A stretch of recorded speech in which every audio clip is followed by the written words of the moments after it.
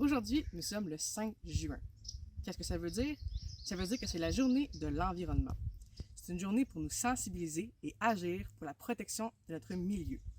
Mais par où commencer pour le protéger? La bande riveraine est un excellent moyen d'y parvenir. Qu'est-ce qu'une bande riveraine? La bande riveraine est une lisière de végétation qui se dresse entre les milieux terrestres et aquatiques ou humides et qui fait office de milieu de transition. La bande riveraine est composée d'herbacées, d'arbustes et d'arbres indigènes au milieu.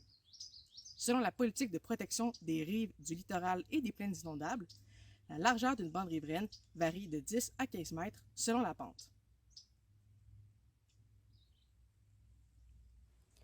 Pourquoi devriez-vous avoir une bande riveraine?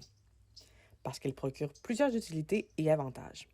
Elle filtre les polluants et nutriments qui pourraient contribuer au vieillissement prématuré des plans d'eau, notamment par la prolifération d'algues bleu-vert. Elle améliore donc la qualité de l'eau. Elle stabilise les berges et vous aide à lutter contre l'érosion. Elle favorise la biodiversité, c'est-à-dire la diversité génétique qui aide à lutter contre les changements climatiques. Elle crée de l'ombrage et donc de la fraîcheur.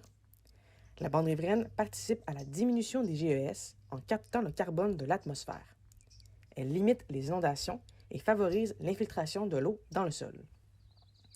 Quelles sont les bonnes pratiques et celles à éviter?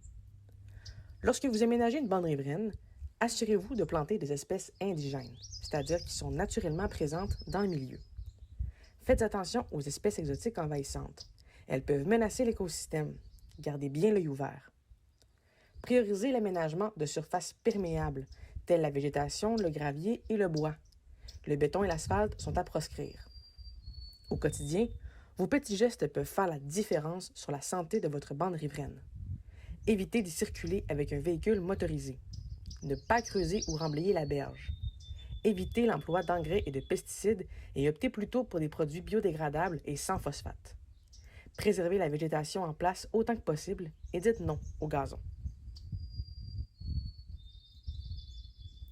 Voilà par où commencer pour protéger votre milieu. Si vous avez besoin d'accompagnement ou de plus d'informations, n'hésitez pas à contacter l'organisme de bassin versant Manicouagan. Et rappelez-vous, la bande riveraine est au cours d'eau, ce que l'écorce est à l'arbre.